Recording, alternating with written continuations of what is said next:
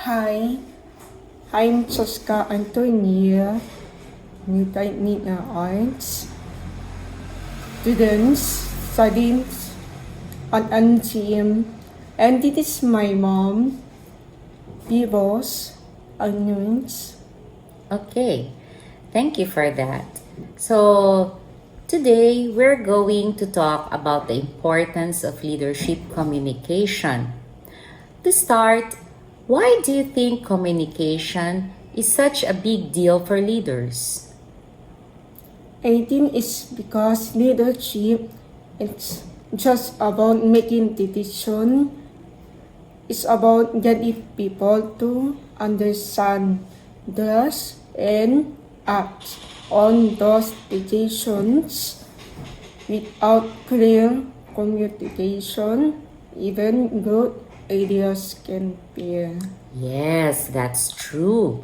A leader might have a strong vision, but if they can't explain it well, the team won't know what direction to follow. So, communication is what connects the leader's vision to the team's actions. Sunday, and it's not only about talking. Leadership communication also involves listening. When leaders listen to their team, it builds trust and makes people feel valued. Yes, trust is a key word there. When communication is poor, misunderstandings happen, and that can lower morale. People may feel confused, unmotivated, or even ignored. For me, I've experienced that before. In one group project, our leader didn't clearly explain our roles, so everyone assumed someone else was responsible, and in the end, deadlines were missed.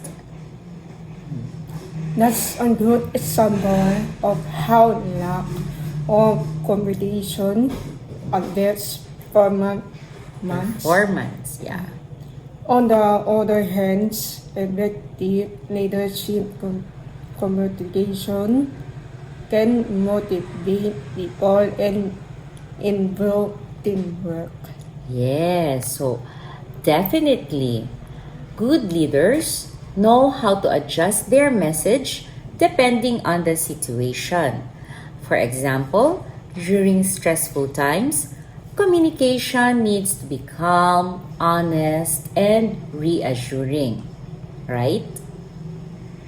That reminds me of leaders during crises like company restructuring or emergencies.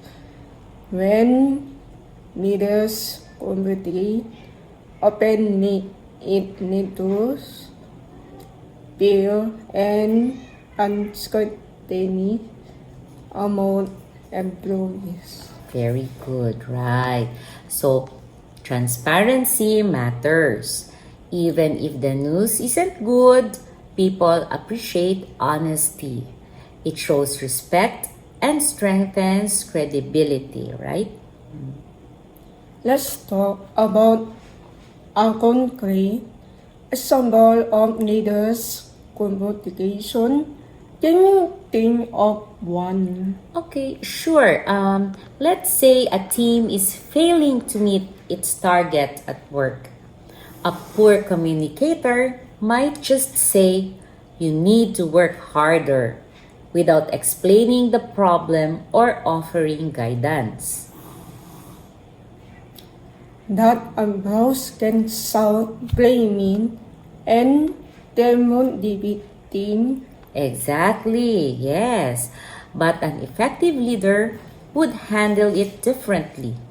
They might call a meeting and say, "Oh, I've noticed we're struggling to meet our targets.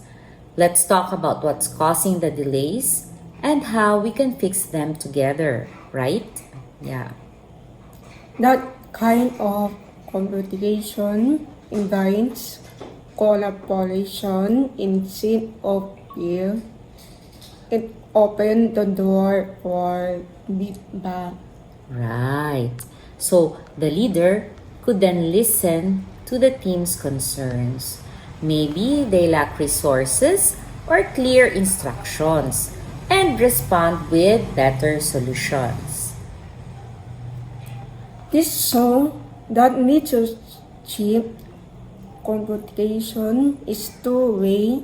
It's not just giving orders, but also understanding the team's needs. Yes. So another example is in schools.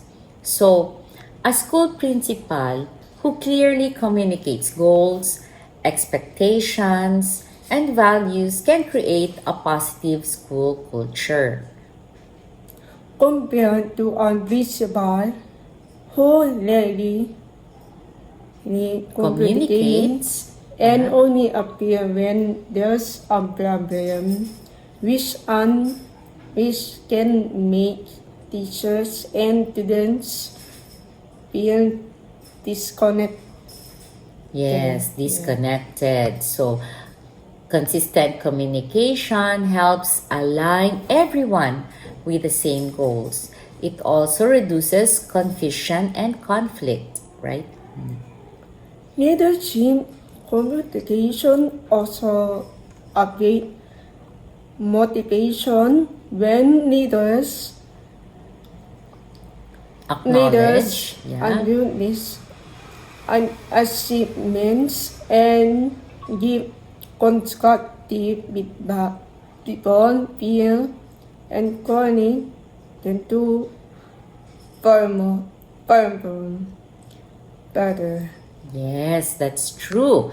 So they are encouraged to perform better, right? Simple messages like good job or I appreciate your effort can have a big impact when they are sincere. And when feedback is needed, how is communicate mothers respectful and clear feedback help people involved instead of feeling attacked.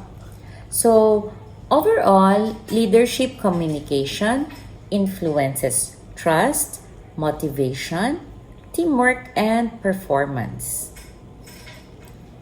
Yes, and in today's world with remote work and digital platforms is even more important. Leaders must communicate clearly across emails, messages, and virtual meetings. Yes. So, to sum it up, leadership communication isn't just a skill, it's a responsibility. So, leaders set the tone for how information flows and how people feel in an organization. Well, such addictive leaders competition turn a group of individuals into a united, motivated team. Okay, right. They turn into a united, motivated team, right? So, well, for to wrap it up, our topic scenario is leadership communication in the community, right? Yes. So that's all for our topic scenario for today. Bye.